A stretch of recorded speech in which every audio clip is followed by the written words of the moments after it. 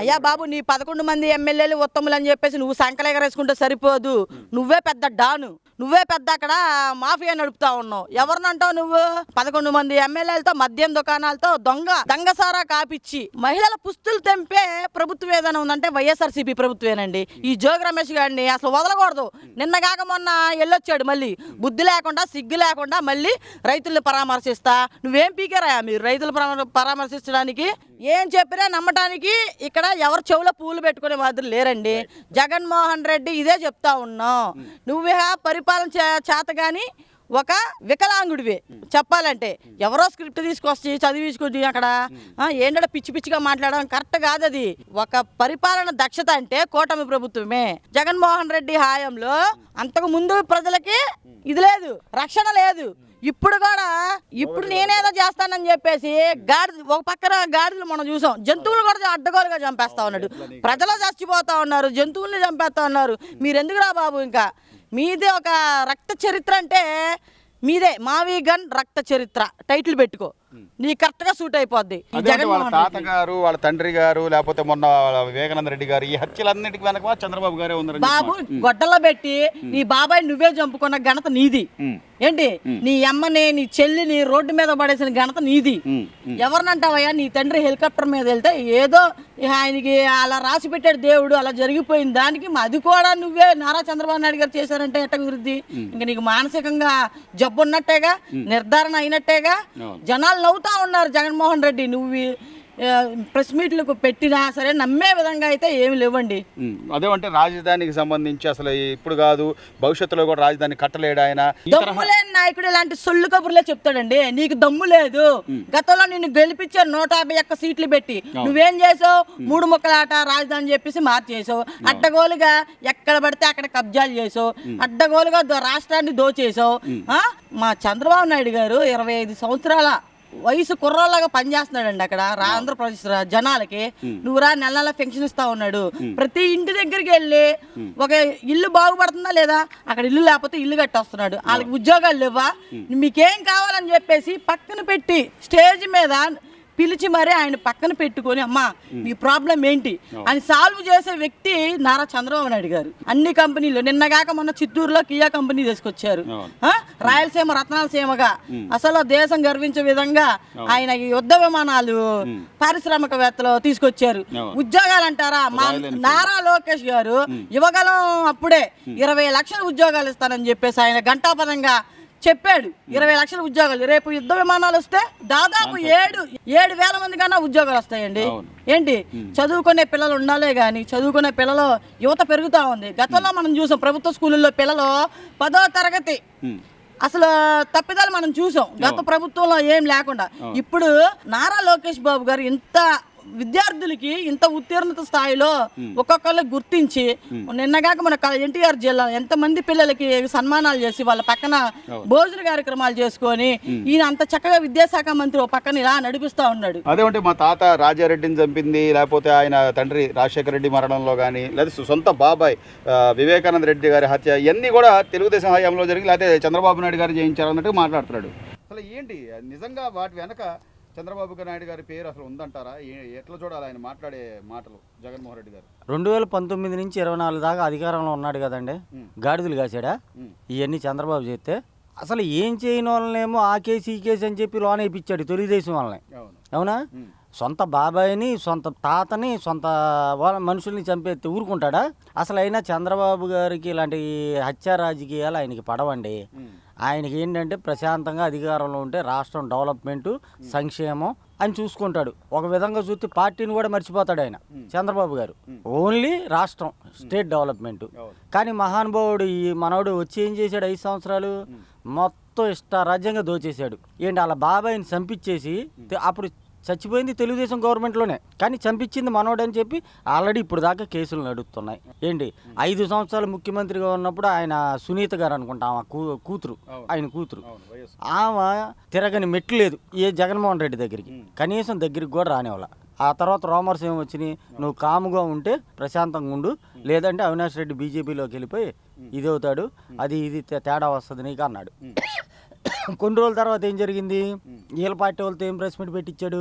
సునీతను వాళ్ళ ఆయన చంపించారు అన్నాడు.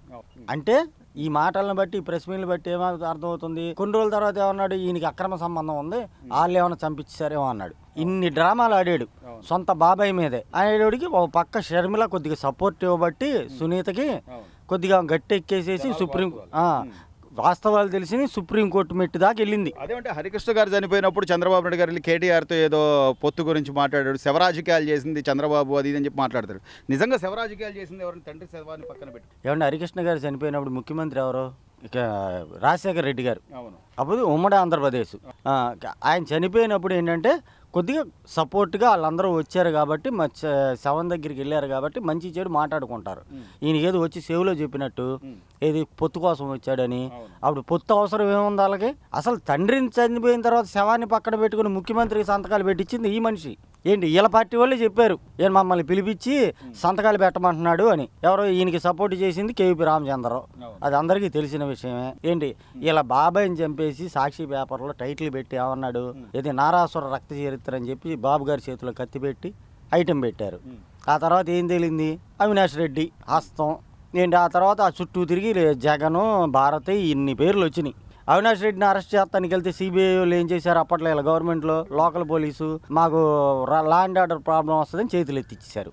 ఇవన్నీ జనాలకు అర్థమవుతున్నాయండి. ఇతను ఎంత బయటకు వచ్చి ఆ పేపర్ టేబుల్ మీద పేపర్ చదువుకొని మాట్లాడితే చెప్పింది మూడు సార్లు 4 సార్లు చెప్పి 2 గంటలు చెప్పినా ఉపయోగం ఏముంది?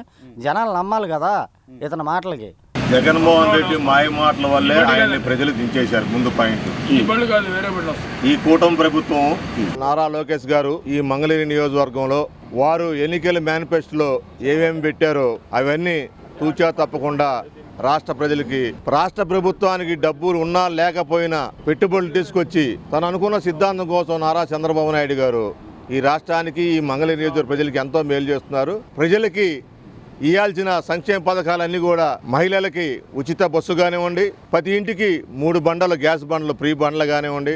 నిన్నే మళ్ళీ తల్లికి వందన 3వ బిడ్డ పుట్టంగానే 30,000 రూపాయలు వాళ్ళ కుటుంబానికి ఇచ్చేటట్టుగా వారు నిన్నే మా జమా పడిని చాలా మంది ఆనందం వ్యక్తం చేశారు. ఈ మంగళగిరిలో చేనేత కార్మికులకి 200 యూనిట్లు ఫ్రీ విద్యుత్ కూడా ఇచ్చారు. అలాగే మంగళగిరిలో చేనేత కుటుంబాలు చాలా దీనస్థితిలో ఉంటే వారికి ఆటో నగర్లో ఒక హ్యాండ్లూమ్గా తయారు పెట్టి ఒక జీవనోపాధి కల్పించిన ఏకైక వ్యక్తి గౌరవనీయులు శ్రీ నారా లోకేష్ బాబు గారు. రాముడు లాంటోడికే ఆ రోజుల్లో చిన్న తప్పు చూపించి ప్రజల మధ్య నుంచి అరణ్యవాసాన్ని తీసుకెళ్లే రోజులయ్యి. ఈ రోజుల్లోనే అటువంటి మహానుభావుడు నారా చంద్రబాబు నాయుడు గారు మోడీ గారి ఆశీస్సులతో మరియు పవన్ కళ్యాణ్ గారు ప్రోద్బలంతో వారు అనుకున్న దాన్ని మించి కూడా ఈరోజు అమరావతి రాజధానికి పెట్టుబడుల్ని పెద్ద వాళ్ళందరూ కంపెనీల దగ్గరికి వెళ్ళి మన అమరావతి రాజధాని కోసం ఎంతో కృషి చేస్తున్నారు. ఇక అంటారా ప్రతిపక్షం అనేది ఎప్పుడు ఉండిద్ది, కానీ ప్రతిపక్షం ఉందాతనంగా ఉండాలి. మిమ్మల్ని ప్రతిపక్షంలో కూర్చోమని ప్రజలు తీర్పిచ్చారు. దానికి అనుకూలంగా మీరు వ్యవహరించాలే కానీ పక్క రాష్ట్రం చూసుకోండి, వాళ్ళు ఓడిపోయిన తర్వాత గౌరవంగా ఆ స్టాలిన్ అనే అతను ఒక 2 సంవత్సరాలు వాళ్ళకి శాంతి ఇద్దాము, వాళ్ళు చెప్పిన పనులు చేయకపోతే మనం అటాక్ చేద్దాం అన్నారు. ఈ ఆంధ్రప్రదేశ్లో ఈ అమరావతి రాజధానిలో నారా లోకేష్ గారు కూటమి ప్రభుత్వం అనుకున్నవన్నీ చక్కగా చేస్తుంది. ప్రజలందరూ చాలా సంతోషంగా ఉన్నారు. జగన్ ప్రభుత్వం అంత ముందల గజిబిజి వ్యవహారంలో విద్యను కూడా సరిగ్గా గవర్నమెంట్ స్కూల్కి ఇవ్వకుండా పుస్తకాల మీద కూడా వాళ్ళ బొమ్మలు వేసుకొని చాలా కనిపించేశారు. కానీ నారా లోకేష్ గారు ఒక కృత నిశ్చయంతో వాళ్ళకంటూ ఒక యూనిఫామ్ ఇచ్చి పార్టీకి అతీతంగా వాళ్ళందరికీ ఎంతో మేలు చేసి ఈ మంగళగిరి నియోజకవర్గంలో 2019లో ఓడిపోయినా కూడా ఈ మంగళగిరి నియోజకవర్గంలో మళ్ళీ నేను గెలవాలని చెప్పి ఓడిపోతే ఇంటికి వెళ్ళిపోతారు ఎవరైనా. కానీ నారా లోకేష్ గారు ఈ మంగళగిరి నియోజకవర్గంలో ఓడిపోయించగాంచి ఇంకా ఎక్కువ ఉత్సాహంతో ప్రతి ఊరింటికి వెళ్ళి ఈ నియోజకవర్గంలో ప్రతి గ్రామంకి వెళ్ళి నేనున్నానంటూ ఆయన ప్రజలకి తోడు చేదోడు ఓదాడుగా ఉంటూ ముఖ్యంగా మంగళగిరి టౌన్లో పద్మశాలీలకి ఎంతో చేదోడుగా ఉంటూ చేనేత కార్మికులకి చాలా మంది ఆర్థిక ఇబ్బందులు ఉంటుంటే ఆయన తన వ్యక్తిగతంగా ఇచ్చిన రోజులు కూడా ఉన్నాయి. దాన్ని గుర్తు పెట్టుకొని మొన్న ఎలక్షన్లో నారా లోకేష్ గారిని ఈ మంగళగిరి నియోజకవర్గం భారీ మెజార్టీతో గెలిపిస్తారు. మరలా కూడా ఈ నియోజకవర్గం నారా లోకేష్ గారే గెలుస్తారనే దానికి ఇప్పుడున్న సంక్షేమ పథకాలే నిదర్శనం. మార్పు 100% వచ్చిందండి. నారా లోకేష్ గారు మా నియోజకవర్గంలో గెలిచిన కాడి నుంచి ఆయన కష్టపడుతున్నారు, అభివృద్ధి పదంలోకి దూసుకెళ్తున్నారు, నియోజకవర్గాన్ని అభివృద్ధి చేస్తున్నారు. చెప్పిన పథకాలు ఎలక్షన్ ముందు చెప్పినవన్నీ 1 by 1 అమలు చేసుకుంటూ వస్తున్నారండి. ప్రజలు సంతోషంగానే ఉన్నారు. లోకేష్ గారి నాయకత్వంలో మా మంగళగిరి నియోజకవర్గం బాగానే ఉందండి. చాలా మంచి కాన్సెప్ట్. ప్రజలు వెళ్ళి ఆయన కలిసి వినతి పత్రాలు ఇవ్వడం, మేము కూడా వెళ్ళి మా అసోసియేషన్ తరఫున ఒక వినతి పత్రం ఇచ్చాము. బాగా రిసీవ్ చేసుకున్నారు. తప్పకుండా చేస్తామన్నారు. ఇమీడియట్గా పిఏ గారికి చెప్పారు, నోట్ చేసుకున్నారు.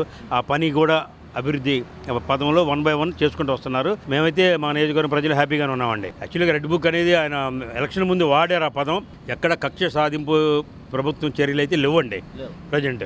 అది మాత్రం 100% గ్యారెంటీ చెప్పగలం మేము. 100% మార్పు ఉందండి.